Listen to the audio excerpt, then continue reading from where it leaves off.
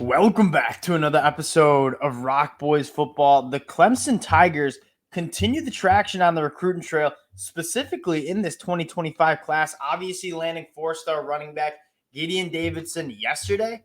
Now, Blake Hebert in the fold, one of the top quarterbacks in the 2025 class. When you look at some of the more impactful hires we saw during this offseason, whether it's head coach, whether it's coordinator, I don't know if you saw a more impactful hire than Garrett Riley come to Clemson, because you take a look at that 2023 class, and it was a class that, as good of a class as it was that Dabo Swinney put together for Clemson, it was really primary kind of the top guys on the defensive side of the ball. And Clemson really struggled to get offensive playmakers into the fold, and I think a lot of it had to do with the product on the field. That was not an offense that a lot of top-notch wide receivers, top quarterbacks are looking at and saying, I want to go play for that offense. You bring in Garrett Riley. I don't think it's a coincidence that you're landing Brian Wesco in the 2024 class, TJ Moore in the 2024 class, now Gideon Davidson, Blake Hebert in the 2025 class. This was a phenomenal hire by Dabo. We'll talk about what Blake Hebert is going to bring to this team. Very, very impressive. Like, when you watch his film, like, you're looking at a 6'3", 210-pound quarterback who's only a sophomore in high school. And that's really hard to believe with how accurate he is, how clean he is in the pocket, and he has an absolute cannon of an arm. This is a really, really big get for Dabo Swinney and this offense. Now, before we get into the player, just want to say thank you to you guys. You guys know I love talking recruiting. Clemson's been very hot on the recruiting trail. You guys have been awesome with all the support. So if you do enjoy the content, you like the updates, consider subscribing to the channel. Can't thank you guys enough for all the support you guys have shown. And without further ado, let's get into this Blake Hebert commitment. And the first thing you want to say is, I'll put my hand up too. Like, a lot of the national media, a lot of the talk show hosts were talking about Dabo Swinney potentially not really getting with the times of college football passing him right by. And there were points where I was kind of raising my hand too, saying, hey, Dabo Swinney's got to start playing the same game Alabama, Georgia's playing. No, Dabo Swinney stuck to what he does best, stuck to what made him win 2 national champions, play for 4 college football national championships, and it's fine.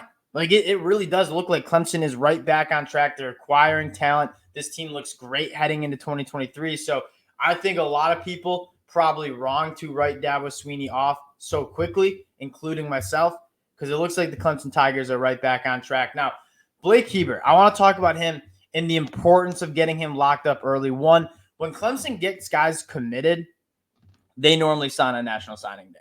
But we've been talking about some guys in the 2025 class. Oh, that's nice that you have a 2025 commit verbal. But that being said, there's still a long way to go in the recruitment process. Specifically for Clemson, though, you're not too worried. When guys commit to Dabo Swinney, they are normally locked in and are signing on signing day. Blake Hebert, it was a massive get because it looks like Clemson's probably going to pass on taking a quarterback in 2024, which is okay because you had Chris Vizina in that 2023 class. He's a stud. And now you have Blake Hebert in that 2025 class. So you still feel really good about this quarterback position in terms of the young talent. You obviously have Kate Klubnik in the fold too. Don't really need to mention that. You got some good quarterbacks that are going to be coming into this program. So because you missed out on the 2024 class, you needed to turn your attention to that 2025 class and go get your top quarterback. I think Clemson did exactly that, landing Blake Hebert. And when you read about him, he seems like a Clemson guy through and through. Like National Honors, like the off-the-field stuff. National Honor Society, 4.4 GPA, which I didn't even know was possible. Like, this dude is really smart in the classroom. Seems like a Clemson player. There's probably a reason Dabo Swinney identified him this early in the process and said, we need to go get a guy in Blake Hebert. So you're feeling really good if you're Clemson, especially with just the early start in this 2025 class. We talk about it. Getting quarterbacks into your class early is probably the most important position, because the quarterback is the guy that, if you're an offensive playmaker, like, you are probably going to gravitate to a quarterback. You want to know that there's going to be a solid quarterback in that room that when you're playing college football, you're going to be able to get the ball from. And Blake Hebert's that guy. I would look for Clemson to start building a 2025 class that's really good, really, really early. Now, I want to talk about Blake Hebert and what he brings to the table too, because he is, like, when you watch this kid's film, it's hard to believe that he's only a sophomore in high school and how he works, right? Not only is he 6'3", he has a rocket arm. You're going to see all that. But his pocket presence Like his ability to consistently stand in the pocket, manipulate pockets is very, very impressive. Now, that being said, he also has a howitzer of an arm. Like he can throw to any corner, to any blade of grass that this Garrett Riley offense is going to ask. And that's important because Garrett Riley is going to want to spread you out. You're going to be asked to throw to opposite boundaries and hashes. And Blake Hebert has the arm to absolutely do that. And what's even more impressive, like this guy can rip it. I think it's evident there.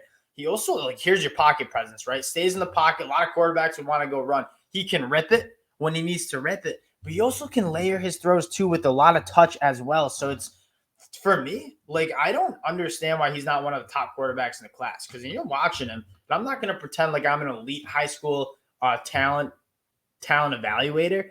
But man, there's so much to like about what Blake Hebert brings, and this Garrett Riley offense, where you're going to be asked to throw the ball all over the yard.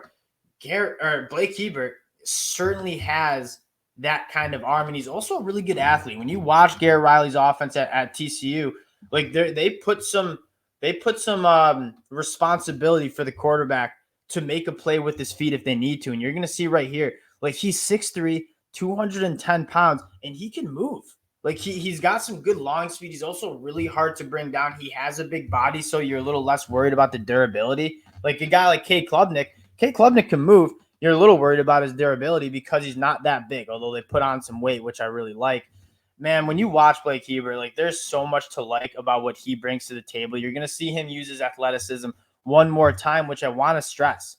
Like this is, like Garrett Riley's going to ask him to do this. And when you have a quarterback that can burn people in space, if you give him some space to run, that's really important. It's really important to that Garrett Riley offense. But man, you keep watching this, and he makes every single throw. He's on the money, pushing the ball down the field.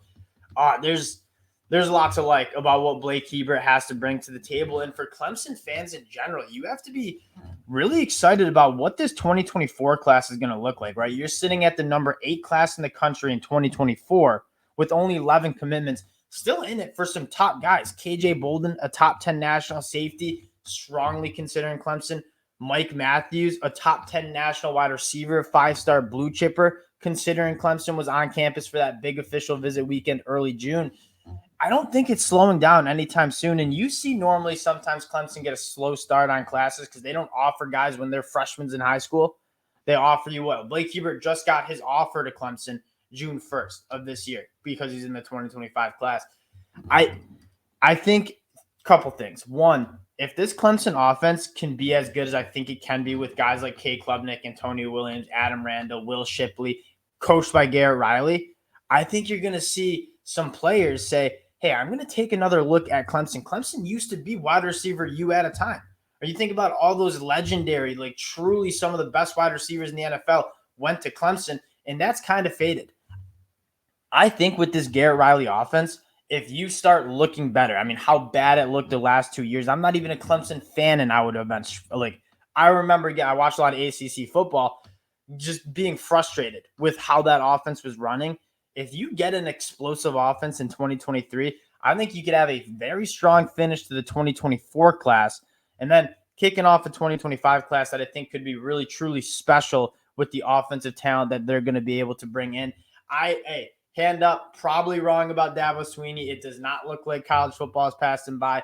Clemson, kind of seemingly in my mind, right back on track to get back to competing for national titles. They still have won ACC titles, as much as we like to say Dabo Swinney's fallen off. Like, you're still winning ACC titles. You're still winning 10-plus games.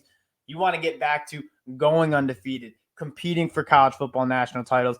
It looks like Clemson's on their way back to doing that. So hand up, Clemson fans. Dabo Swinney, I apologize. You're still like one of the best coaches that we see across the country. And the Clemson fans, appreciate you guys checking us out again. If you do enjoy the content, consider subscribing to the channel. Appreciate you guys, and we'll talk to y'all later.